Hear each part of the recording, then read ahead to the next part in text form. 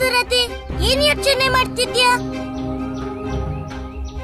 ನಾನೇನ್ ಯೋಚಿಸ್ತಿದ್ದೆ ಗೊತ್ತಾ?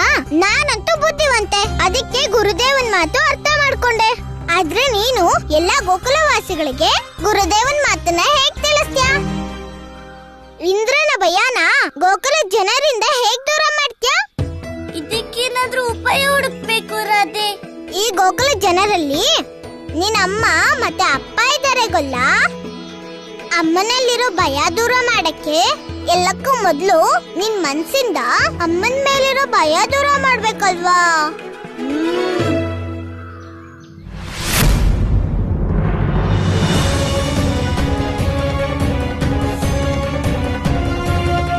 ಜಗತ್ತಿನಲ್ಲಿ ಈಗ ಯಾರೂ ಇಲ್ಲ. ಯಾರೂ ದೇವಲೋಕದ ಸ್ವಾಮಿ ದೇವೇಂದ್ರನ ಎದುರು ನಿಲ್ಲಲಾಗದು. ನನ್ನನ್ನು ಸೋಲಿಸಲಾಗದು. ಸಂಪೂರ್ಣ ಬ್ರಹ್ಮಾಂಡಕ್ಕೆ ಕೇವಲ ಒಬ್ಬನೇ ಸಾಮ್ರಾಟ, ಮತ್ತು ಅವನು ಮಹಾಶಕ್ತಿಶಾಲಿ ದೇವೇಂದ್ರ. ಆತನ ಪ್ರಭುತ್ವದ ವಿಸ್ತಾರ ತಡೆಯಲು ಈಗ ಅಸಂಭವ.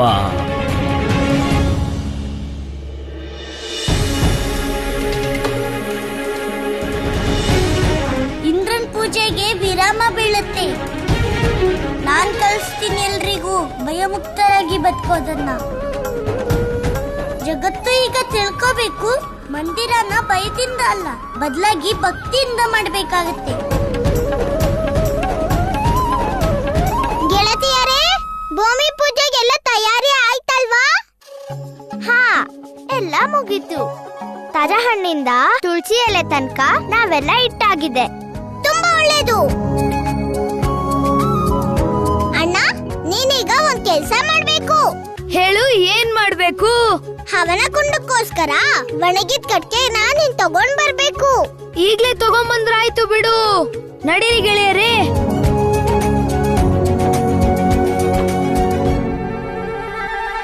ಬಂದ್ಬಿಟ್ಟ ಬಾಯ್ ಬಡ್ಕ. ಈಗ ಏನಾದ್ರೂ ಒಂದ್ ಕೆಲ್ಸ ಮಾಡೇ ಮಾಡ್ತಾನೆ. ಗೊಲ್ಲ, ನೀನೆಲ್ಲ ಏನ್ ಮಾಡ್ತಿದ್ಯಾ? ರಾಧೆ, ನಿನ್ನ ಆಟ ಉತ್ಸವವನ್ನು ಸೇರಿಸಿ ದೇವರಾಜ ಇಂದ್ರನ ಮಂದಿರ ಮಾಡಕ್ಕೆ ನಿನ್ ಶ್ರಮ ಆಗ್ತಿದ್ಯಾ? ಇಲ್ಲ, ನಾನು ನನ್ನ ಧರ್ಮನ ಪಾಲಿಸ್ತಿದ್ದೀನಿ. ಅಂದ್ರೆ ದೇವತೆಗಳ ರಾಜನ ಮಂದಿರ ನಿರ್ಮಾಣ ಧರ್ಮದ ಪಾಲನೆನಾ ರಾಧೆ? ಮಂದಿರ ಕಟ್ಟೋದು ಧರ್ಮದ ಪಾಲನೆ ಅಲ್ಲ. ಅಮ್ಮ ಅಪ್ಪ ಮತ್ತೆ ಅತ್ತೆ ಮಾವನ ಇಷ್ಟನ ಪೂರೈಸೋದು ಧರ್ಮದ ಪಾಲನೆ. ಈಗ ನಾನು ಅದನ್ನೇ ಮಾಡ್ತಿದ್ದೀನಿ. ನೀನು ನಿನ್ ಧರ್ಮದ ಪಾಲನೆ ಮಾಡೋದು ಒಳ್ಳೇದು. ಹಾಗಾದ್ರೆ ಹೇಳು, ನನ್ ಧರ್ಮ ಯಾವುದು? ಶಾಸ್ತ್ರದ ಪ್ರಕಾರ ಜನರಿಗೆ ಸಹಾಯ ಮಾಡು, ಅವ್ರ ಭಾವನೆ ಗೌರವ ಕೊಡು. ಹೌದಾ? ಇದೇ ನಿನ್ ಧರ್ಮ. ಜ್ಞಾನದ ಪಾಠ ಹೇಳೋದು ನಿನ್ ಧರ್ಮ ಅಲ್ಲ, ಗೊತ್ತಾಯ್ತಾ? ಈಗ ಬಾಯಿ ಮುಚ್ಕೊಂಡು ಆ ಮರದ ಕೆಳಗೆ ಕುತ್ಕೋ. ಎಲ್ಲಿವರೆಗೂ ಪೂಜೆ ಮುಗಿಯಲ್ವೋ ಅಲ್ಲಿವರೆಗೂ ನೀನ್ ಹೇಳ್ಬೇಡ. ಈ ರಾಧೆಗೂ ಬುದ್ಧಿ ಕಡಿಮೆ ಏನಿಲ್ಲ. ನನ್ನ ಖುಷಿಯಾಗಿರ್ತಾಳೆ, ಜನರನ್ನು ಖುಷಿಯಾಗಿರ್ತಾಳೆ. ನನಗೇನ್ ಗೊತ್ತಾಗಲ್ವಾ ಗೊಲ್ಲ? ನಾನ್ ನಿನ್ ಗೆಳ್ತೀನಿ ಅಲ್ವಾ? ನಾನ್ ಏನ್ ಬೇಕಾದ್ರೂ ಮಾಡ್ಬೋದು. ನಿನ್ನ ಉಪಾಯನೇ ಗೆಲ್ಲೋದು ಗೊಲ್ಲ. ಕೊನೆಗೂ ನಾನು ಭಗವಂತನಾದೆ. ನನ್ನ ಮಹತ್ವವು ಸಿದ್ಧವಾಯಿತು. ಜಗತ್ತಿನಲ್ಲಿ ಮಂದಿರ ನಿರ್ಮಾಣ ಈ ಸತ್ಯಕ್ಕೆ ಸಾಕ್ಷಿಯಾಗಿದೆ. ಇನ್ನು ಪೂರ್ತಿ ಜಗತ್ತಿನಲ್ಲಿ ಕೇವಲ ನನ್ನನ್ನೇ ಪೂಜಿಸುತ್ತಾರೆ. ಮತ್ತು ವೃಂದಾವನವಾಸಿಗಳು ನೀವೆಲ್ಲರೂ ಅವಶ್ಯವಾಗಿ ನನ್ನ ಆಶೀರ್ವಾದಕ್ಕೆ ಪಾತ್ರರು. ಏಕೆಂದರೆ ಶುಭ ಕಾರ್ಯದ ಶುಭಾರಂಭ ನಿಮ್ಮಿಂದಲೇ ಆಯಿತು. ಅದಕ್ಕಾಗಿ ನಾನು ಸ್ವತಃ ಬಂದು ನಿಮಗೆ ಆಶೀರ್ವಾದ ಮಾಡುವೆ. ನಿಮಗಂತೂ ಈ ಸ್ಥಾನ ಪ್ರಾಪ್ತವಾಗಲೇಬೇಕಾಗಿತ್ತು ದೇವರಾಜ ಇಂದ್ರ, ಏಕೆಂದರೆ ನೀವು ರಾಜ. ನೀವೇ ಯೋಗ್ಯರು ದೇವರಾಜ ಇಂದ್ರ. ನೀವೇ ಸಾಮರ್ಥ್ಯವಂತರು ದೇವೇಂದ್ರ, ಅನ್ಯರಾರೂ ಇಲ್ಲ. ಅದಕ್ಕೆಂದೇ ನಾನು ಬಯಸುವೆ, ನೀವು ಎಲ್ಲ ದೇವ, ಋಷಿ, ಕಿನ್ನರ ಮತ್ತು ಅಪ್ಸರೆಯರು ನನ್ನ ಈ ಶುಭಗಳಿಗೆಗೆ ಸಾಕ್ಷಿಯಾಗಿರಿ. ನೀವೇ ನೋಡಿ ನಿಮ್ಮ ರಾಜನ ಪ್ರಾಣ ಪ್ರತಿಷ್ಠೆ ಭೂಮಿಯ ಮಂದಿರದಲ್ಲಿ ಹೇಗೆ ಆಗುವುದು. ಇದು ನಮಗೆ ಸೌಭಾಗ್ಯವೇ ದೇವರಾಜ. ಭೂವಾಸಿಗಳು ನಿಮ್ಮನ್ನು ಪೂಜಿಸುವುದು, ಜೈಕಾರ ಹಾಕುವುದು. ಈ ಶುಭ ಸಂದರ್ಭವನ್ನು ನಾವೆಲ್ಲರೂ ನಮ್ಮ ಶಕ್ತಿಯಿಂದ ಮತ್ತು ಯೋಗ್ಯತೆಯಿಂದ ಅತಿ ಶುಭ ಮತ್ತು ಸ್ಮರಣೀಯವಾಗಿಸುವವು ದೇವರಾಜ ಇಂದ್ರ. ಅಮೃತ ಗಳಿಗೆಯ ಶುಭ ಮುಹೂರ್ತದಲ್ಲಿ ಯಾವಾಗ ವೃಂದಾವನ ನಿವಾಸಿಗಳು ದೀಪವನ್ನು ಬೆಳಗಿಸುತ್ತಾರೋ ಆಗ ನಾನು ಎಲ್ಲಾ ಮೇಘಗಳನ್ನು ಸರಿಸುವೆ. ಅದರಿಂದ ಸೂರ್ಯದೇವನ ಪ್ರಕಾಶ ನೇರ ಅದೇ ಸ್ಥಾನದಲ್ಲಿ ಬೀಳುತ್ತದೆ. ಉತ್ತಮ, ಅತಿ ಉತ್ತಮ ವರುಣದೇವ, ನಾನು ಪ್ರಸನ್ನನಾದೆ. ಮತ್ತು ದೇವರಾಜ ಇಂದ್ರ, ಯಾವಾಗ ನೀವು ಐರಾವತದೊಂದಿಗೆ ಪ್ರವೇಶಿಸುವಿರೋ ಆಗ ನಾನು ಸಂಪೂರ್ಣ ವಾತಾವರಣವನ್ನು ದೈವಿಕ ಪುಷ್ಪಗಳ ಸುಗಂಧದಿಂದ ಸುಗಂಧಿತ ಮಾಡುತ್ತೇನೆ. ಉತ್ತಮ, ಅತಿ ಉತ್ತಮ. ದೇವರಾಜೇಂದ್ರನಿಗೆ ಜೈ! ದೇವರಾಜೇಂದ್ರನಿಗೆ ಜೈ!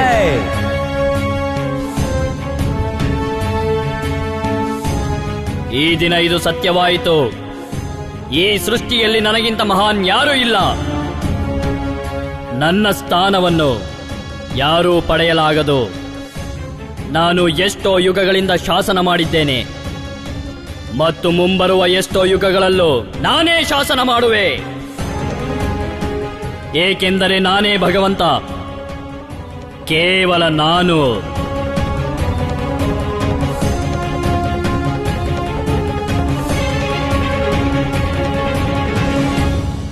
ಮಿತ್ರ, ಋಷಿಗಳು ಯಾವಾಗ ಬೇಕಾದ್ರೂ ಬರಬಹುದು. ಪೂಜೆ ಎಲ್ಲಾ ಸಾಮಗ್ರಿನೂ ನೋಡ್ಬಿಡು. ಯಾವುದೇ ಕಾರಣಕ್ಕೂ ವಿಳಂಬ ಆಗ್ಬಾರ್ದು. ಗೆಳೆಯ, ಹೂವಿಂದ ಹಿಡಿದು ಬೇರೆ ಎಲ್ಲ ಸಿದ್ಧತೆನೂ ಮಾಡಾಗಿದೆ. ನೀನು ಯಾವುದೇ ಕಾರಣಕ್ಕೂ ಚಿಂತೆ ಮಾಡಬೇಡ. ನಂಗೆ ಅಮೃತ ಗಳಿಗೆಯಲ್ಲಿ ದೀಪ ಬೆಳಗಿಸೋ ವಿಷಯದ ಬಗ್ಗೆನೇ ಚಿಂತೆ ಇರೋದು. ಈ ಮುಹೂರ್ತ ಯಾವುದೇ ಕಾರಣಕ್ಕೂ ಕೈ ತಪ್ಪ ಹೋಗ್ಬಾರ್ದು. ಕೈ ತಪ್ಪೋದಿಲ್ಲ ಗೆಳೆಯ. ನಡಿ.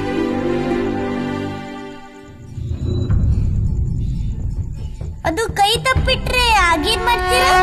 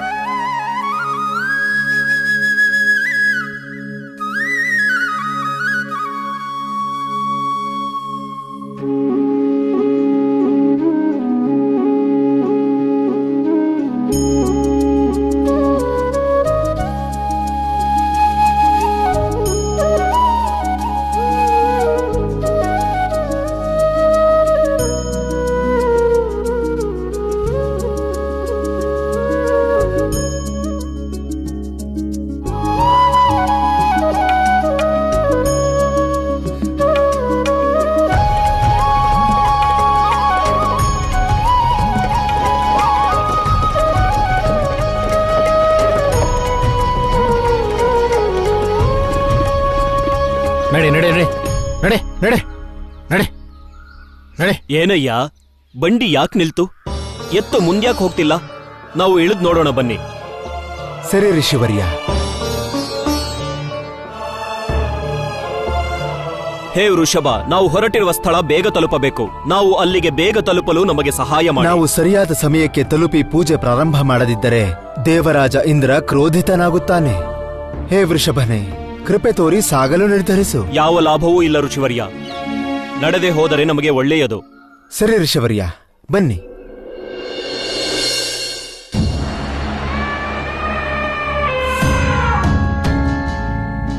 ಐರಾವತ, ಶೀಘ್ರವಾಗಿ ಹೋಗು.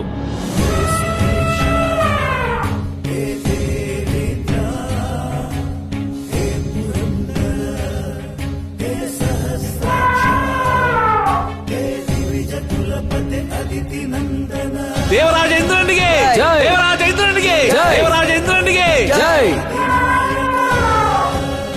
ಈಗ ನನಗಿನ್ನು ಪ್ರತೀಕ್ಷೆ ಮಾಡಲಾಗದು. ವಾಯುದೇವ, ವೇಗವಂತು ನಿಮ್ಮ ಸ್ವಭಾವವೇ. ವೃಂದಾವನದಲ್ಲಿ ಏನಾಗುತ್ತಿದೆ? ಪ್ರವೇಶದ ಮುಹೂರ್ತ ಯಾವಾಗ? ಹೋಗಿರಿ, ಹೋಗಿ ಸಂದೇಶ ತನ್ನಿ.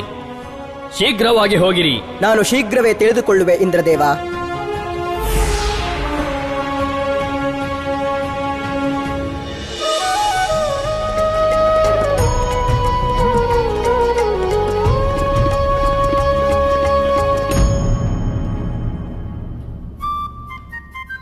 ಅಯ್ಯೋ ರಾಧೆ, ನೀನು ಏನಾಯ್ತು? ನನ್ ಕೊಳ್ಳಲ್ಲಿ ಕಿತ್ಕೊಂಡೆ. ತುಂಬಾ ನಾಟಕ ಮಾಡ್ಬೇಡ. ನಿನ್ ಆಟ ಎಲ್ಲ ನನಗೆ ಗೊತ್ತಾಗತ್ತೆ. ನೀನಿಲ್ಲಿ ಕುತ್ಕೊಂಡು ಏನ್ ಮಾಡ್ತಿದ್ದೆ ಅಂತ ನನಗೆ ಗೊತ್ತು. ರಾಧೆ, ಆಗ್ಲಿಂದ ನಾನು ಅಲ್ಗಾಡ್ದೆ, ಇಲ್ಲೇ ಕೂತಿದ್ದೆ ರಾಧೆ. ನನ್ ಮನೋರಂಜನೆ ಮನೋರಂಜನೆಗೋಸ್ಕರ ಕೊಳಲ್ ನುಡಿಸ್ತಾ ಇದ್ದೆ, ಅದಕ್ಕೂ ಬೈತಾ ಇದ್ಯಾ? ನೀನ್ ಕೊಳಲ್ ನುಡಿಸ್ತಾ ಇರ್ಲಿಲ್ಲ ಗೊಲ್ಲ, ಜನರ ಗಮನನ ಹಾಳ್ ಮಾಡ್ತಾ ಇದ್ದೆ ನೀನು. ಮಂದಿರ ಕಟ್ಟೋದನ್ನ ತಡಿಯೋಕ್ ಹೀಗ್ ಮಾಡ್ತಿದ್ಯಾ? ಅವ್ರೀಗ ಕೆಲ್ಸ ಮಾಡ್ತಿಲ್ಲ ಅಂದ್ರೆ ಆಗ್ಲೂ ನಂದೆ ತಪ್ಪ. ಸರಿ ನೀನೇ ಹೇಳು, ನಾನೇನ್ ಮಾಡ್ಲಿ? ಅವ್ರಿಗೆ ಕೇಳಿಸ್ದೇ ಇರೋ ಹಾಗೆ ಕೊಳಲ್ ಹೇಗ್ ಊದ್ಲಿ? ಏನಾದ್ರೂ ಮಾಡು, ಅದ್ ನಂಗ್ ಗೊತ್ತಿಲ್ಲ. ಕಾಗೆ ಎಣ್ಸು, ಆದ್ರೆ ಕೊಳಲ್ ಮಾತ್ರ ನುಡಿಸ್ಬೇಡ. ಇನ್ನೊಂದ್ಸಲ ನುಡ್ಸಿದ್ರೆ ನೆನ್ಪಿಟ್ಕೋ, ನಾನ್ ಅದೇ ರಾಧೆ. ನಮ್ಮ ಅಪ್ಪನ ಹತ್ರ 1,00,000 ಹಸುಗಳಿವೆ. ಸರಿ ರಾಧೆ, ನೀನ್ ಹೇಗ್ ಹೇಳ್ತೀಯೋ ನಾನು ಹಾಗೆ ಮಾಡ್ತೀನಿ. 1, 2, 3. ಏನ್ ಮಾಡ್ತಿದ್ಯಾ? ಕಾಗೆ ಎಣಿಸ್ತಾ ಇದ್ದೀನಿ, ನೀನ್ ಹೇಳ್ತಾಗೆ.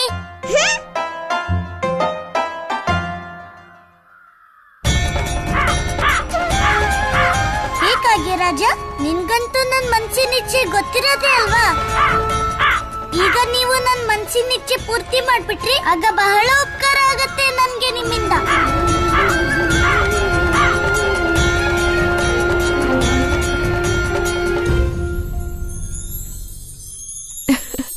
ನನಗ್ ಬಹಳ ಹೆದರಿಕೆ ಆಗ್ತಿತ್ತು, ಆದ್ರೆ ಇಂದ್ರದೇವನ್ ಕೃಪೆಯಿಂದ ಸಮಯಕ್ಕೆ ಸರಿಯಾಗಿ ನೈವೇದ್ಯ ತಯಾರಾಯ್ತು. ರಾಧೆ ಪುಟ್ಟಿ, ಇಲ್ಬಾ. ರಾಧೆ ಪುಟ್ಟಿ, ಇದು ಪ್ರಸಾದ. ಇದನ್ ತಗೊಂಡ್ ಹೋಗಿ ಸುರಕ್ಷಿತವಾದ ಜಾಗದಲ್ಲಿಡು. ಯಾರೋ ಮುಟ್ದೇ ಇರೋ ಹಾಗೆ, ಇಲ್ಲಾಂದ್ರೆ ಅಪವಿತ್ರ ಆಗ್ಬಿಡುತ್ತೆ. ತಗೋ. ನಿಧಾನವಾಗಿ.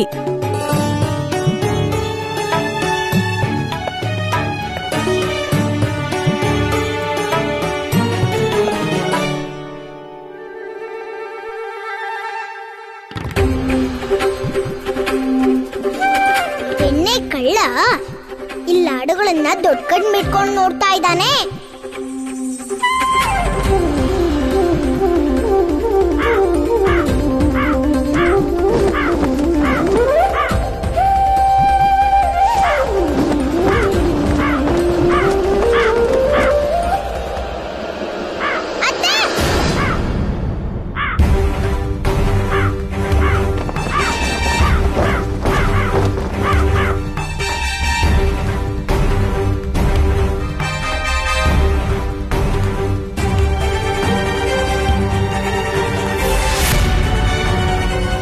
ಪರಿಶ್ರಮ ಎಲ್ಲ ವ್ಯರ್ಥ ಆಗೋ ಮುಹೂರ್ತದ ಸಮಯ ಹತ್ರ ಬಂದಾಗಿದೆ. ಮತ್ತೆ ಈ ಪ್ರಸಾದ ನಷ್ಟ ಆಗೋಗಿದೆ. ಮತ್ತೆ ಇಷ್ಟು ಕಡಿಮೆ ಸಮಯದಲ್ಲಿ ಪ್ರಸಾದ ಹೇಗ್ ತಯಾರಾಗುತ್ತೆ ಅಕ್ಕ? ನನಗೂ ಅದೇ ಗೊತ್ತಾಗ್ತಾ ಇಲ್ಲ. ಅಲ್ದೆ ಇಷ್ಟೊಂದ್ ಕಾಗೆ ಇದ್ದಕ್ಕಿದ್ದ ಹಾಗೆ ಹೇಗ್ ಬಂತು? ಅಲ್ದೆ ಎಲ್ಲಿಂದ ಬಂತು? ನನಗನ್ನಿಸ್ತಾ ಇದೆ ಈ ಮುಹೂರ್ತ ಕಳೆದು ಹೋಗುತ್ತೆ ಮತ್ ನಮ್ ಪೂಜೆ ಅಪೂರ್ಣವಾಗಿ ಉಳಿಯುತ್ತೆ ಅಂತ. ಋಷಿಗಳೇ, ಇದರ ಸಂಕೇತ ಏನು? ಸಂಕೇತವು ಅಶುಭವೇನಂದ. ಸಂಭಾವ್ಯತೆ ದೇವರಾಜ ಇಂದ್ರನ ಸಾಮೂಹಿಕ ಪೂಜೆ ನಿಯತಿಗೆ ಸ್ವೀಕಾರವಿಲ್ಲದ್ದು. ಇದರ ಅರ್ಥ ಏನಂದ್ರೆ ದೊಡ್ಡ ಅನರ್ಥ ಆಗಿದೆ ಅಂತ.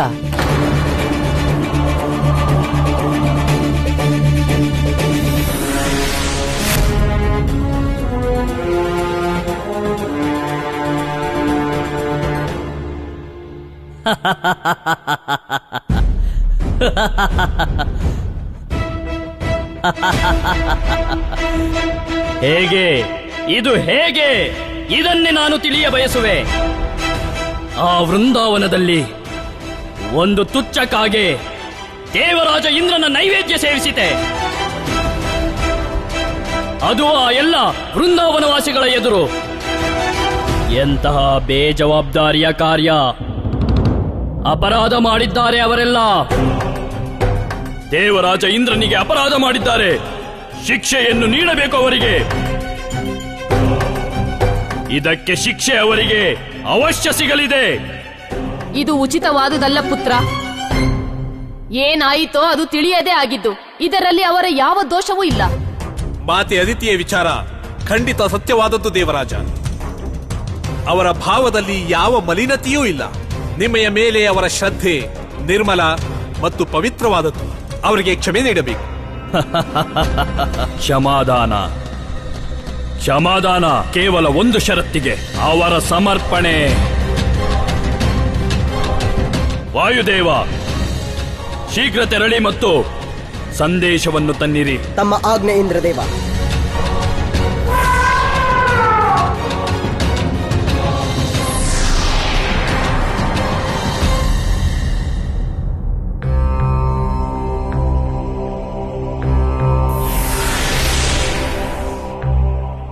ಇನ್ನು ಕೆಲ ಕ್ಷಣವಷ್ಟೇ ಮುಹೂರ್ತ ಇರುವುದು. ಈ ಪೂಜೆಯಲ್ಲಿ ಸಫಲರಾಗುವೆವೆಂದು ನನಗನ್ನಿಸುತ್ತಿಲ್ಲ. ಏಕೆ ಋಷಿವರ್ಯ?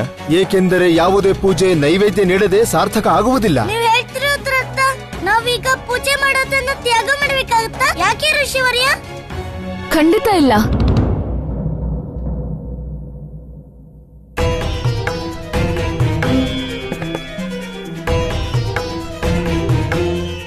ಈ ಪೂಜೆ ಖಂಡಿತ ಆಗುತ್ತೆ. ಆದ್ರೆ ಯಶೋದೆ, ನೀನು ಎಷ್ಟು ಬೇಗ ಪ್ರಸಾದನ ಹೇಗ್ ಮಾಡ್ಬಿಟ್ಟೆ? ನಂದರಾಜ, ಇದು ಅದೇ ಪ್ರಸಾದದ ಪಾಲು. ಇದು ನಾನು ಕನ್ನನ್ಗೋಸ್ಕರ ತೆಗ್ದಿಟ್ಟಿದ್ದೆ. ಈಗ ನಾವಿದ್ರ ಉಪಯೋಗನ ಪ್ರಸಾದದ ರೂಪದಲ್ಲಿ ಮಾಡಬಹುದು. ಇದು ಯಶೋದೆ ಅತ್ತಿಗೆ ಕುಶಲ ಗೃಹಿಣಿ ಆಗಿದ್ದಕ್ಕೆ ನಮಗಾದ ದೊಡ್ಡ ಉಪಕಾರ. ಇವತ್ ನಮ್ಮನ್ನ ಇಂದ್ರದೇವನ ಕೋಪದಿಂದ ಕಾಪಾಡ್ಬಿಟ್ರಿ. ಇದರ ಅರ್ಥ ಇನ್ನು ಪೂಜೆ ಶೀಘ್ರವೇ ಪ್ರಾರಂಭವಾಗಲಿದೆ. ಇದರ ಸೂಚನೆಯನ್ನು ನಾನು ಇಂದ್ರದೇವನಿಗೆ ಅತಿ ಶೀಘ್ರದಲ್ಲೇ ನೀಡಬೇಕು. ಅಮ್ಮ, ಇವತ್ ನಿನ್ ಲಾಡು ನಿನ್ ಗಂಧನ್ ಸಮಸ್ಯೆನ ಹೆಚ್ಚಿಸ್ತು. ಗೊಲ್ಲ, ಏನ್ ಗೊಣಗ್ತಾ ಇದ್ಯಾ? ಏನೂ ಇಲ್ಲ ರಾಧಿ, ಈ ಕಡೆ ಬಾ. ಅಯ್ಯೋ ಗೊಲ್ಲ, ಏನ್ ಹೇಳ್ಬೇಕು ಸರಿಯಾಗಿ ಹೇಳು. ಇಲ್ಲಿ ಕೇಳು, ಇವತ್ತೇನೇನೆಲ್ಲ ಆಗಿದ್ಯೋ ಅದಕ್ಕೆಲ್ಲ ಕಾರಣ ನೀನೇ. ನೀನ್ ಅದಕ್ಕ ಪ್ರಸಂಗ ಮಾಡ್ತಿದ್ದಿದ್ರೆ ಆ ಕಾಗೆ ಹಾರ್ ಬರ್ತಿರ್ಲಿಲ್ಲ. ನೀನ್ ಹೇಳೋದ್ರ ಅರ್ಥ ಜಗತ್ತಲ್ಲಿ ಏನೆಲ್ಲ ಆದ್ರೂ ಅದನ್ನ ನಾನ್ ಮಾಡ್ತೀನ. ಜಗತ್ತಿನ ಬಗ್ಗೆ ನನಗೆ ಗೊತ್ತಿಲ್ಲ, ಆದ್ರೆ ನಿನ್ ಬಗ್ಗೆ ಚೆನ್ನಾಗ್ ಗೊತ್ತು. ಏನ್ ಗೊತ್ತಿದೆ? ಅದೇ ನನ್ ಸುತ್ತಮುತ್ತ ಏನೇನೆಲ್ಲ ಆಗುತ್ತೋ ಅದಕ್ಕೆ ನೀನೇ ಕಾರಣ ಆಗಿರ್ತೀಯ. ಗೊತ್ತಾಯ್ತಾ? ಒಂದ್ ವೇಳೆ ಇವತ್ತಿನ ಘಟನೆಗೆ ನೀನೇ ಕಾರಣ ಆಗಿದ್ರೆ ಅದರ ಪರಿಣಾಮ ಭಯಂಕರವಾಗಿರುತ್ತೆ. ಗೊಲ್ಲ, ನನ್ ಮಾತನ್ನ ನೆನ್ಪಿಡ್ಕೋ.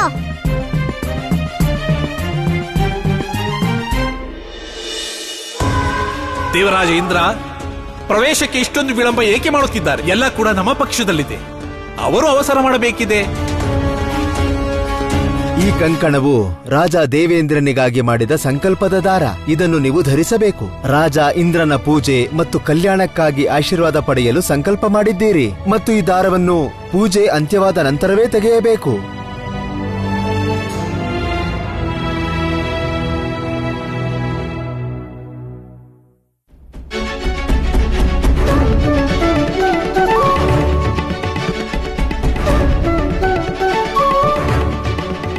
ರಾಧಿ, ಯಾಕೆ ನೋಡ್ತಿದ್ಯಾ ನನ್ನ ಈ ರೀತಿ? ನೀನು ಭಯಬೇಡ್ಕ ಅಲ್ವಾ? ಶಾಂತವಾಗಿರೋದನ್ನ ನೋಡಿದ್ರೆ ಭಯ ಆಗುತ್ತೆ. ನಾನ್ ಶಾಂತವಾಗಿದ್ರೆ ಯಾಕೆ ಭಯ? ಜನ ಹೇಳಿದ್ದನ್ನ ನಾನ್ ಕೇಳಿದ್ದೆ. ಬಿರುಗಾಳಿಗೂ ಮೊದ್ಲು ವಾಯುಮಂಡಲದಲ್ಲಿ ಶಾಂತಿ ಇರುತ್ತಂತೆ. ಎಲ್ಲಿಂದ ಕಲ್ತ್ಕೊಂಡ್ ಬಂದಿ ಇಂತ ದೊಡ್ಡ ದೊಡ್ಡ ಮಾತನ್ನ?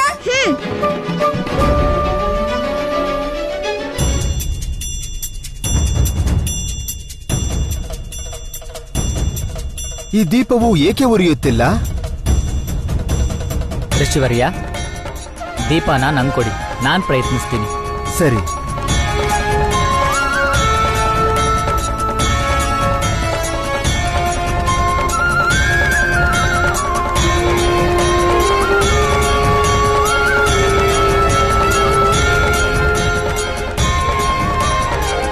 ಈ ದೀಪಗಳು ಬೆಳಗ್ತಾನಿಲ್ವಲ್ಲ, ಯಾಕೆ? ನಂದರಾಜ, ಏನಾದ್ರೂ ದೀಪ ಹಚ್ಚುವಂತ ಅಮೃತ ಗಳಿಕೆಯ ಮುಹೂರ್ತ ಜಾರ ಹೋಗ್ಬಿಟ್ರೆ? ಈಗ ಹಾಗಾಗ್ಬಿಟ್ರೆ ದೊಡ್ಡ ಅಪಶಕುನ ಆಗೋಗುತ್ತೆ. ಮತ್ ನಾವ್ ಯಾವತ್ತೂ ಪೂಜೆ ಮಾಡಕ್ಕಾಗಲ್ಲ. ವಾಯುದೇವ, ನಾನೇನು ಇಂತಹ ಅಯೋಗ್ಯ ಮನುಷ್ಯರ ಭಗವಂತನಾಗಬೇಕೆ? ಇವರಿಂದ ಒಂದು ಚಿಕ್ಕದಾದ ದೀಪವೂ ಉರಿಯದು. ಮತ್ತೀಗ ಋಷಿಗಣವು ತಮ್ಮ ಜಪ ತಪ ಮತ್ತು ಶಕ್ತಿಯಿಂದ ಅತಿ ಕಠಿಣ ಕಾರ್ಯ ಸುಲಭವಾಗಿ ಮಾಡುತ್ತಾರೆ. ಇವರಿಂದ ಒಂದು ಅಲ್ಪವಾದ ದೀಪವೂ ಉರಿಯುತ್ತಿಲ್ಲ. ಇದರ ರಹಸ್ಯ ನನಗೂ ತಿಳಿಯುತ್ತಲೇ ಇಲ್ಲ ದೇವೇಂದ್ರ. ಅಗ್ನಿದೇವ, ಹೇಳಿರಿ ದೇವರಾಜ. ಹೋಗಿ ಈ ಮುಹೂರ್ತ ಜಾರುವ ಮುನ್ನ ದೀಪ ಹಚ್ಚಿ ಬನ್ನಿ. ಈಗಲೇ ಪ್ರಜ್ವಲಿಸಿ ಬರುವೆ ದೇವರಾಜ.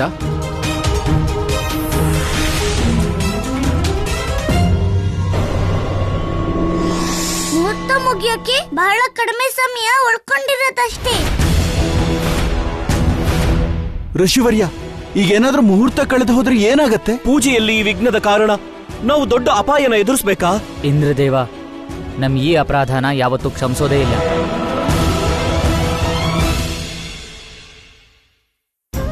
ಈ ಇಂದ್ರದೇವನ ಪೂಜೆ ಆಗದೆ ಇರೋದಿಕ್ಕೆ ಎಲ್ರು ಇಷ್ಟೊಂದು ಭಯ ಪಡ್ತಿರೋದು. ಅದು ಆದಷ್ಟು ಬೇಗ ದೂರ ಆಗುತ್ತೆ. ಇಂದ್ರದೇವನಿಗೆ ಜೈ.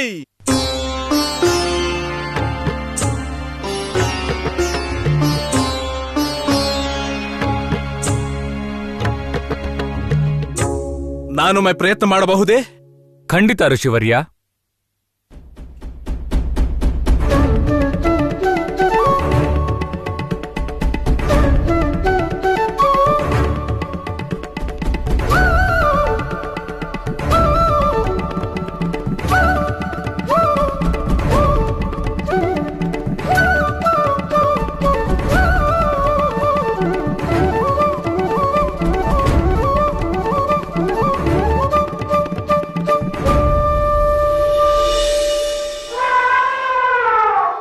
ಒಂದು ಚಿಕ್ಕದಾದ ಕಾರ್ಯಕ್ಕೆ ಇಷ್ಟೊಂದು ವಿಳಂಬ.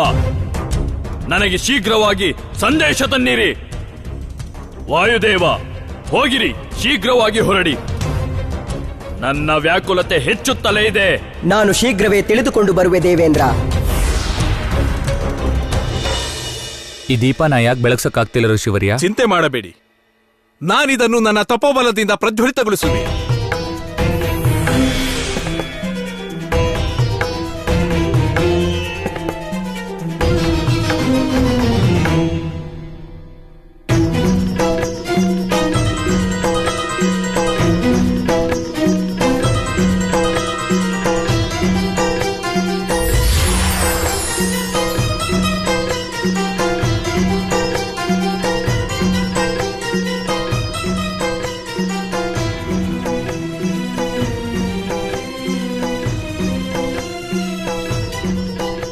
ನಾವು ಮಾಡಿದ ಪೂಜೆ ಫಲಿಸಿತು.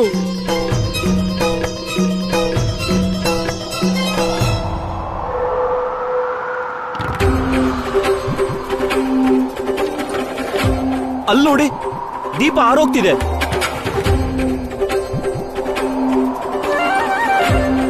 ಋಷಿವರ್ಯ, ದಯವಿಟ್ಟು ಈ ದೀಪ ಆರೋದ್ರಿಂದ ಕಾಪಾಡಬೇಕು.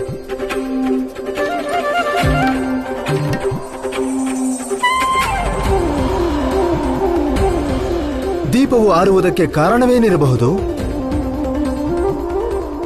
ಋಷಿಗಳೇ, ನಮ್ಮ ಪೂಜೆ ಪೂರ್ತಿಯಾಗೋದಿಲ್ವೇ? ನಾರಾಯಣ ನಾರಾಯಣ ಪ್ರಭು, ಇಂದು ಕೃಷ್ಣನು ತೋರಿಸಿಯೇ ಬಿಟ್ಟ. ಆತನ ಇಚ್ಛೆಯೇ ಸರ್ವೋಪರಿಯು.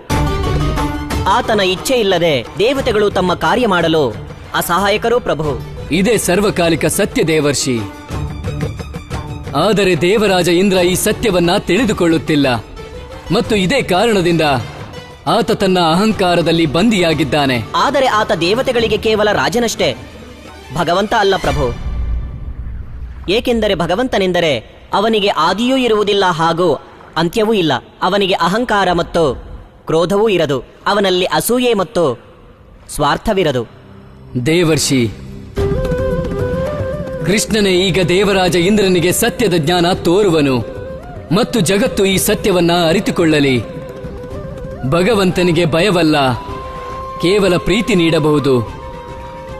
ಏಕೆಂದರೆ ಯಾರು ಭಗವಂತನನ್ನು ಪ್ರೀತಿಸುವರೋ ಅವರೇ ಆತನಿಗೆ ಪ್ರಿಯರು, ಆತನ ಸಾನ್ನಿಧ್ಯವನ್ನು ಪಡೆಯುವರು. ನಾರಾಯಣ ನಾರಾಯಣ, ಭಗವಂತನ ಈ ದಯಾ ಸ್ವರೂಪಕ್ಕೆ ಕೋಟಿ ಕೋಟಿ ಪ್ರಣಾಮಗಳು ಪ್ರಭು.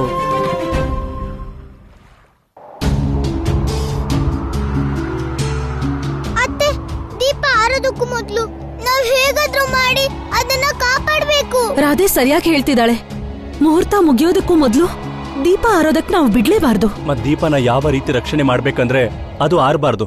ಇಲ್ದೆ ಹೋದ್ರೆ ಇಂದ್ರದೇವ ನಮ್ಮನ್ನ ನಾಶ ಮಾಡ್ಬಿಡ್ತಾನೆ.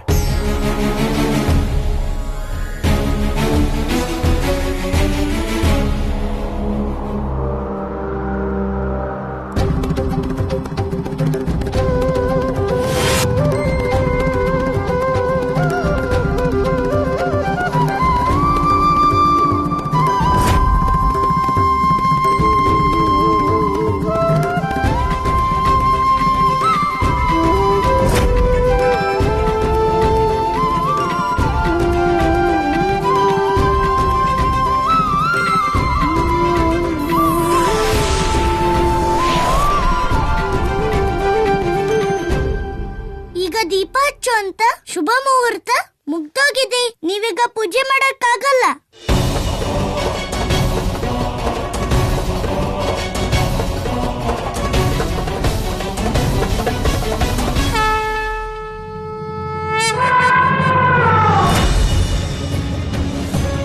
ಯಾರು ಪ್ರಚಂಡ ಅಗ್ನಿಯ ದೇವತೆಯೋ ಅವನಿಂದ ಒಂದು ಚಿಕ್ಕದಾದ ದೀಪವೂ ಬೆಳಗಿಲ್ಲ.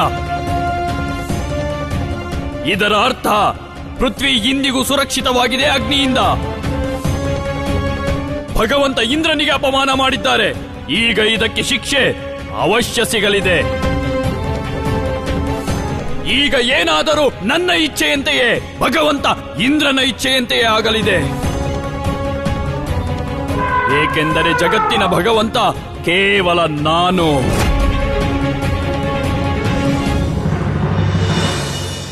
ಇಂದ್ರದೇವ, ಈಗೇನೋ ನಾನು ನಿಮ್ ಪೂಜೆ ಆಗೋದನ್ನ ತಡೆದೆ. ಈಗ ನಾನು ಇವರೆಲ್ರ ಮನ್ಸಿಂದ ನಿನ್ ಭಯನೂ ಓಡಿಸ್ತೀನಿ, ಮತ್ತೆ ನಿಜವಾದ ಭಕ್ತಿಯ ದೀಪನ ಹಚ್ತೀನಿ ಇವ್ರ ಮನ್ಸಲ್ಲಿ. ಇನ್ ಯಾರದೇ ಮನ್ಸಲ್ಲೂ ನೀನ್ ಪೂಜಿಸೋ ಭಾವನೆ ಯಾವತ್ತೂ ಬರಲ್ಲ. ಯಾರು ನಿನ್ನ ಪೂಜೆ ಮಾಡೋದಿಲ್ಲ, ಯಾಕಂದ್ರೆ ಪೂಜೆ ಕೇವಲ ಭಗವಂತನ್ ಮಾತ್ರ ಮಾಡಬೇಕು.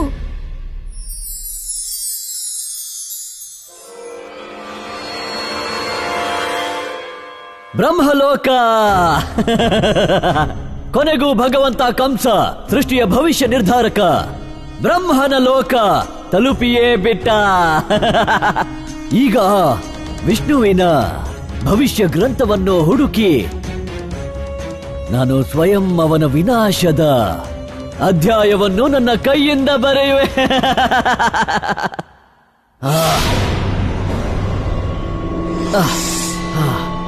ಸಾಕು ಮಾಡಿ, ಆರಿಸಿರಿ ಈ ಪ್ರಕಾಶ, ಆರಿಸಿರಿ. ಯಾರು? ಇದು ಬ್ರಹ್ಮಲೋಕ. ಇಲ್ಲಿ ಜ್ಞಾನ ಮತ್ತು ಜೀವನದ ವಿಸ್ತಾರವಿದೆ. ಈ ದ್ವಾರದ ಒಳಗೆ ಪ್ರಕೃತಿಯ ಪ್ರತ್ಯೇಕ ರಚನೆಯಿಂದ ಭೂತ, ವರ್ತಮಾನ ಮತ್ತು ಭವಿಷ್ಯದ ಜ್ಞಾನವಿದೆ. ಸೃಷ್ಟಿಯ ಪ್ರತಿಯೊಂದು ಜೀವ ಜಂತುವಿನ ಜನ್ಮ, ವಿಕಾಸ ಮತ್ತು ರಹಸ್ಯ ಇಲ್ಲಿ ಅಡಗಿದೆ. ಅದು ಯಾವುದೇ ಬುದ್ಧಿಜೀವಿಯನ್ನು ಕೂಡ ಶಕ್ತಿಯ ಸ್ವಾಮಿ ಮಾಡುತ್ತದೆ. ಈ ದ್ವಾರದ ಒಳಗೆ ಪ್ರವೇಶ ಪಡೆಯಲು ನೀನು ನನ್ನ ಪ್ರಶ್ನೆಗೆ ಉತ್ತರ ನೀಡಿ ನಿನ್ನ ಬುದ್ಧಿಮತಿಯ ಪರೀಕ್ಷೆ ನೀಡಬೇಕು. ಭಗವಂತ ಯಾವುದೇ ಪ್ರಶ್ನೆಗೂ ಉತ್ತರ ನೀಡಲು ಬಾಧ್ಯನಲ್ಲ. ಅಲ್ಲದೆ ಅಂತಹ ಪ್ರಶ್ನೆಯೇ ಇಲ್ಲ ಅದರ ಉತ್ತರ. ಪೃಥ್ವಿಯ ವಿಧಾತನು ತಿಳಿಯದ್ದು. ಆದರೆ ಈ ಆಟ ನನಗೆ ಅತಿ ಪ್ರಿಯವೇ. ನನ್ನ ಬಾಲ್ಯಕಾಲದಲ್ಲಿ ನನ್ನ ಗೆಳೆಯರ ಜೊತೆ ಇಂತಹ ಅನೇಕ ಒಗಟುಗಳ ಉತ್ತರ ಹೇಳಿದ್ದೇನೆ ನಾನು. ಅದಕ್ಕಾಗಿ ನಾನು ಭಗವಂತ ಕಂಸ ಅನುಮತಿ ನೀಡುತ್ತೇನೆ ನಿನಗೆ. ಕೇಳು, ಯಾವ ಪ್ರಶ್ನೆ ಕೇಳುವೆ ನನಗೆ ಅದೃಶ್ಯ ದ್ವಾರಪಾಲಕ? ಹಾಗಿದ್ದರೆ ಹೇಳು ಕಂಸ, ಪೃಥ್ವಿಯ ಎಲ್ಲಕ್ಕಿಂತ ಸುಖಿ ಮತ್ತು ಭಾಗ್ಯವಂತ ರಾಜ ಯಾರು? ಇದು ಒಂದು ಪ್ರಶ್ನೆಯೇ. ಸೃಷ್ಟಿಯ ಎಲ್ಲಕ್ಕೂ ಭಾಗ್ಯಶಾಲಿ ಮತ್ತು ಸುಖಿ ರಾಜ ನಾನು, ಭಗವಂತ ಕಂಸ. ಆಯ್ತೆ ನಿನ್ನ ಪ್ರಶ್ನೆ. ಈಗ ಸರಿ, ಹೋಗಬೇಕು ನಾನು. ನನ್ನ ಮಾರ್ಗಕ್ಕೆ ಅಡ್ಡ ಬರಬೇಡ.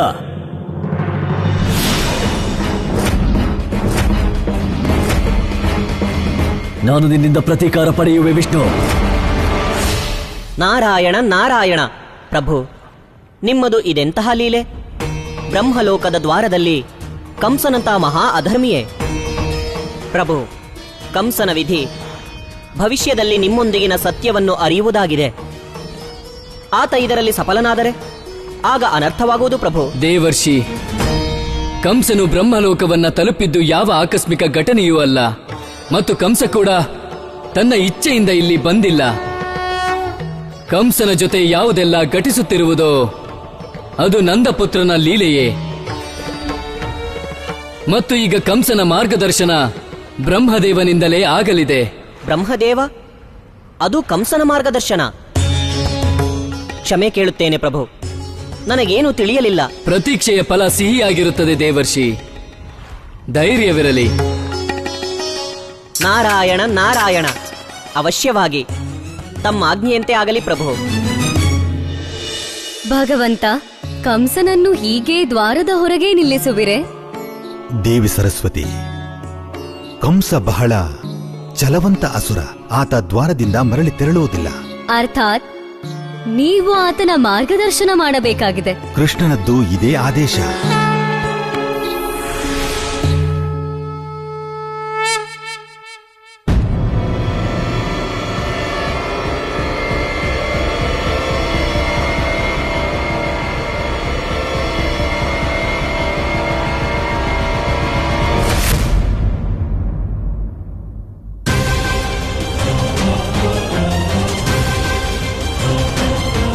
ಅಸಂಭವ. ಭಗವಂತ ಕಂಸನ ಮಾಯಾವಿ ಅಸ್ತ್ರ ಬ್ರಹ್ಮಲೋಕದ ದ್ವಾರವನ್ನು ಭೇದಿಸಲು ಅಸಫಲ ಆಗುವಂತಿಲ್ಲ. ನಿಲ್ಲಿರಿ.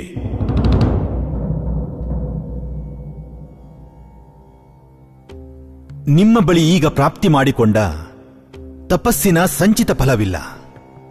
ಅದಕ್ಕಾಗಿ ನೀವು ಈಗ ಪುಣ್ಯ ಫಲವಿಲ್ಲದೆ ಈ ಮೂಲಕ ಬ್ರಹ್ಮಲೋಕಕ್ಕೆ ಪ್ರವೇಶ ಮಾಡಲಾಗದು. ಭಗವಂತ ಕಂಸನಿಗೆ ಜ್ಞಾನ ನೀಡುವಂತಹ ನೀನು ಯಾರು? ಇದೇ ಮೂಲ ಪ್ರಶ್ನೆಗೆ ಉತ್ತರ ಹುಡುಕಲು ನೀವು ಇಲ್ಲಿ ಬಂದಿದ್ದು. ನಿಮ್ಮಯ ಸಮಯ, ನಿಮ್ಮ ಶಕ್ತಿ, ನಿಮ್ಮ ಧ್ಯಾನವನ್ನು ಅದರಲ್ಲೇ ಕೇಂದ್ರೀಕರಿಸಿರಿ.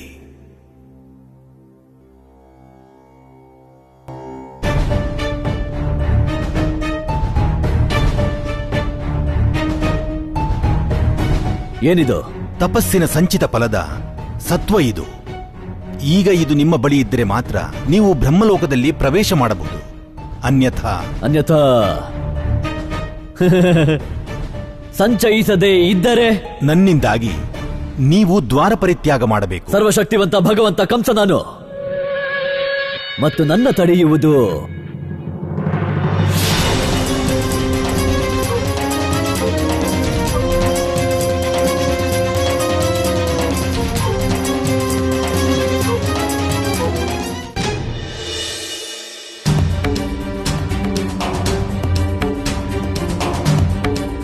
ನಿಂತ್ಕೊಳ್ಳಿ ಸ್ವಲ್ಪ. ಇದೇನ್ ಮಾಡ್ತಿದ್ದೀರಾ ನೀವು? ಅಯ್ಯೋ, ನೀವೇನ್ ಮಾಡ್ತಿದ್ದೀರಾ? ಯಾಕೇನೋ ಮಾತಾಡ್ತಿಲ್ಲ ನೀವೆಲ್ರು? ಯಾಕಂದ್ರೆ ಮೌನವ್ರತ ಧಾರಣೆ ಮಾಡಿದವರು ಮಾತಾಡೋ ಹಾಗಿಲ್ಲ.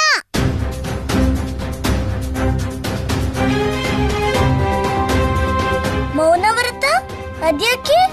ಇಂದ್ರದೇವನ ಕೋಪದಿಂದ ಅವ್ರ ಪರಿವಾರದ ರಕ್ಷಣೆಗೆ ಮತ್ತೆ ಕಲ್ಯಾಣಕ್ಕೆ ದೇವಗಣದ ವ್ರತ ಮಾಡ್ತಿದ್ದಾರೆ. ದೇವದಂಡದ ವ್ರತ? ಅದು ಇಂದ್ರದೇವನ್ ಕೋಪಕ್ಕೆ. ಅವನು ಭಗವಂತ ಅಲ್ಲ, ದೇವತೆಗಳ ರಾಜ ಅಷ್ಟೇ. ಅವನಿಂದ ರಕ್ಷಣೆಗಾಗಿ ಇಷ್ಟೊಂದು ಕಷ್ಟ ಪಡ್ತಿದಾರ. ನೀನು ಉಪವಾಸ ಮಾಡ್ತಿದ್ಯಾ? ಹಾ, ಯಾಕೆ? ನಾನು ಉಪವಾಸ ಮಾಡೋಗಿಲ್ವೇನು? ಹಾ, ಯಾಕೆ ಮಾಡ್ಬೇಕು? ನೀನಂತೂ ಗುರು ಗರ್ಗಾಚಾರ್ಯರ ಹತ್ರ ಇಂದ್ರನ ವಿಷಯನ ವಿಸ್ತಾರವಾಗಿ ಕೇಳಿಸ್ಕೊಂಡೆ. ಅವನ್ ಯಾರು, ಮತ್ತ ಅವನ್ ಪಟ್ಟ ಏನು, ಮತ್ ನೀನ್ ಯಾಕೆ ಅವನ್ ಕಾರ್ಯದಲ್ಲಿ ಕೈ ಜೋಡಿಸ್ತಾ ಇದೀಯಾ? ಸಮಾಜದ ವಿರುದ್ಧ ಹೋಗೋದು ಯಾವತ್ತೂ ಲಾಭ ತರೋ ವಿಷಯ ಅಲ್ಲ. ಅದೇ ಸಮಾಜ ವಿವೇಕದಿಂದ ಅಲ್ಲ, ಬದಲಾಗಿ ಅವೇಗದಿಂದ ಸಂಚಾಲಿತ ಆಗೋದು. ಅದಕ್ಕೆ ಸತ್ಯ ಅಸತ್ಯ, ಉಚಿತ ಅನುಚಿತ ಕಾಣಿಸೋದಿಲ್ಲ. ನಿನ್ಗಂತೂ ನಿಜ ಗೊತ್ತಿದ್ಯಲ್ಲ, ಮತ್ತೆ ಈಗ ಯಾಕೆ ನೀನ್ ಇಂದ್ರದೇವಂಗೆ ಇಷ್ಟೊಂದು ಭಯ ಪಡ್ತೀರ್ಯಾ? ನಿನ್ನೆ ಮುಹೂರ್ತದ ಸಮಯದಲ್ಲಿ ದೀಪ ನೋಡ್ತಿಲ್ಲ, ಕಾಗಿ ನೈವೇದ್ಯನ ಅಪವಿತ್ರ ಮಾಡ್ತು. ಇಂದ್ರದೇವ ಭಗವಂತ ಆಗಿದ್ದಿದ್ರೆ ಆಗ ಭಕ್ತರ ಭಾವ ನೋಡ್ತಿದ್ರು. ರಾಧೆ ಕೃಷ್ಣ ನಿಜ ಹೇಳ್ತಿದ್ದಾನೆ. ಹೌದಾ? ಇವನು ಹೇಳಿದ್ ನಿಜ ಆದ್ರೆ ಬೇರೆಯವರೆಲ್ಲ ಹೇಳಿದ್ದು ಸುಳ್ಳ. ಹಾಗಾದ್ರೆ ಅದ್ ಹಾಗಲ್ಲ ರಾಧೆ, ಯಾವತ್ತೂ ದೊಡ್ಡವರು ಸುಳ್ಳು ಹೇಳೋದಿಲ್ಲ. ನೀವೆಲ್ಲ ಇದನ್ ಮರ್ತು ಬಿಟ್ರ? ಕೃಷ್ಣನ ಸಮಯಕ್ಕೆ ಸರಿಯಾಗಿ ದೊಡ್ಡವರಿಗೆ ದಾರಿ ಹೇಳೋದು. ಅವನೇನ್ ಹೇಳ್ತಾನೋ ಅದು ಸತ್ಯ ಆಗತ್ತೆ. ಇದ್ರ ಅರ್ಥ ಇದಲ್ಲ, ಈ ಕೃಷ್ಣನ್ ಮಾತು ಒಪ್ಕೊಂಡ್ರೆ ಒಳ್ಳೇದಾಗುತ್ತೆ ಅಂತ.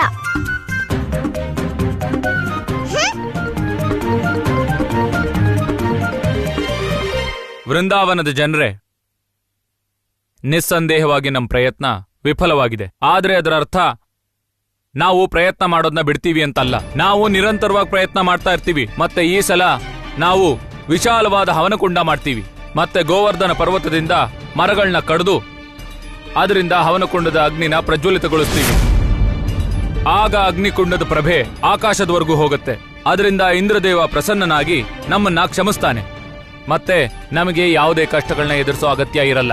ಒಳ್ಳೆ ತೀರ್ಮಾನ ನಂದರಾಜ. ನಮ್ಮೆಲ್ರಿಗೂ ನಿಮ್ ತೀರ್ಮಾನದ ಮೇಲೆ ಒಪ್ಪಿಗೆ ಇದೆ. ನಾವೆಲ್ಲ ವೃಂದಾವನ ಜನರು ಗೋವರ್ಧನ ಪರ್ವತದಿಂದ ಮರನ್ ಕಡುತ್ತಾ ಇರ್ತೀವಿ. ಅಪ್ಪ, ನೀವಿದೇನ್ ಹೇಳ್ತಿದ್ದೀರಾ? ಕೃಷ್ಣ, ನಾವು ನಮ್ಮ ಮೊದಲ ಪ್ರಯತ್ನದಲ್ಲಿ ವಿಫಲರಾದ್ವಿ. ಮತ್ತೀಗ ನಾವು ದೀಪ ಬೆಳಗೋ ಪ್ರಯತ್ನ ಮಾಡಲ್ಲ. ಒಂದು ವಿಶಾಲವಾದ ಅಗ್ನಿಕುಂಡ ಮಾಡ್ತೀವಿ. ಮತ್ತೆ ಗೋವರ್ಧನ ಪರ್ವತದ ಮರಗಳನ್ನ ಕಡಿದು ತಂದು ಅದನ್ನ ಉರಿಯೋ ಹಾಗೆ ಮಾಡ್ತೀವಿ. ಒಂದ್ ಪೂಜೆಗೋಸ್ಕರ ಗಾಳಿನ ಶುದ್ಧ ಮಾಡೋ ಅಂತ ಮರಗಳನ್ನ ಹೇಗೆ ಕತ್ತರಿಸೋದು?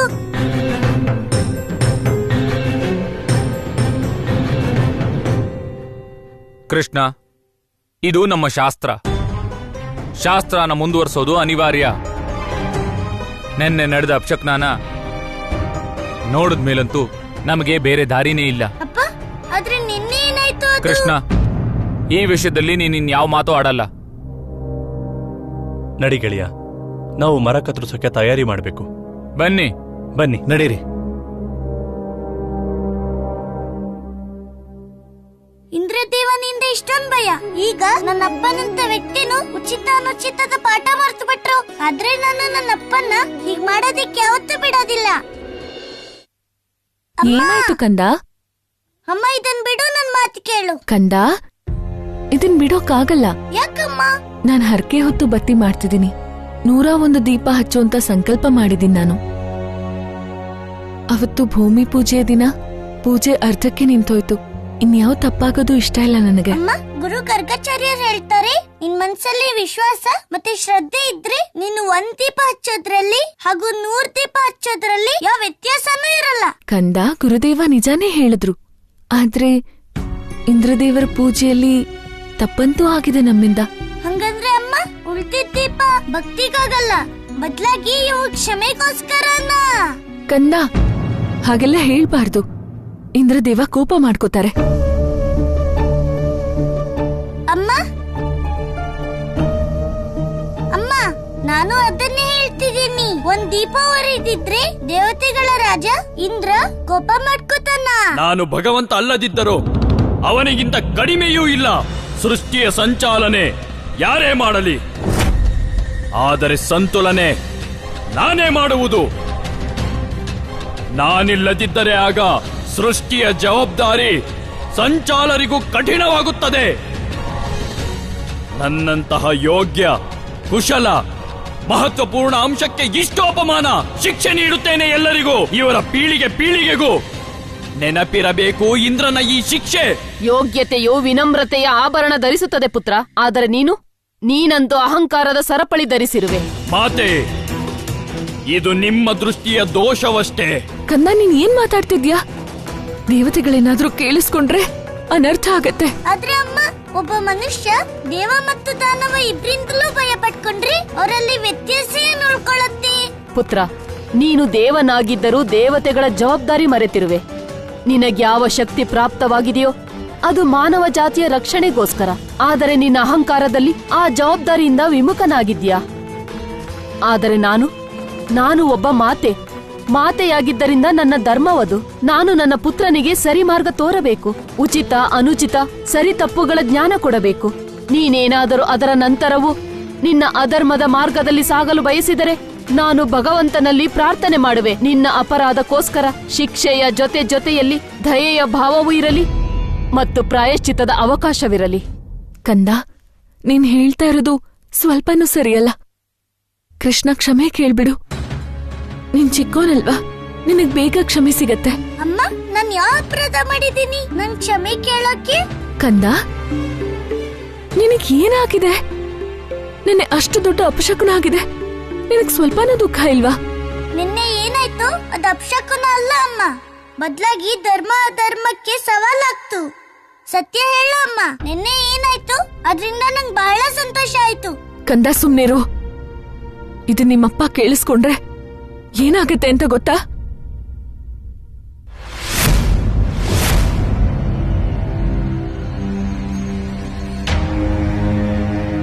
ನೀವು ನಂದರಾಜ, ನೀವು ಬೇಗನೆ ಬಂದ್ರಿ. ಅದು ನಾನು ಬತ್ತಿನ ನಿಜಾನ ಮುಚ್ಚಿಡೋ ಪ್ರಯತ್ನ ಮಾಡಬೇಡ ಯಶೋದ. ಮತ್ತೆ ಕೃಷ್ಣ, ಇಂದ್ರದೇವ ನಮ್ಮೆಲ್ಲರ ಮೇಲೆ ಕೋಪಿಸ್ಕೊಂಡ್ರೆ ಅದರಿಂದ ನಿನಗೆ ಸಂತೋಷ ಆಗತ್ತಾ? ಅಪ್ಪ, ನನ್ಗಂತೂ ಸಂತೋಷ ಇದೆ. ಈ ವೃಂದಾವನ ಜನರ ಸಮಯ ಮತ್ತೆ ಧನ ಎರಡರದ್ದು ಉಳಿತಾಯ ಆಗೋಯ್ತು. ನಾನಂತೂ ಬಯಸಲ್ಲ ನಮ್ಮ ವೃಂದಾವನ ಜನರ ಸಮಯ ಇಂದ್ರದೇವನ್ ಪೂಜೆಗೆ ವ್ಯರ್ಥ ಆಗೋದನ್ನ. ಸಾಕು. ಇಂದ್ರದೇವನ್ ಬಗ್ಗೆ ಇನ್ನೊಂದು ಶಬ್ದನೂ ಮಾತಾಡೋ ಹಾಗಿಲ್ಲ.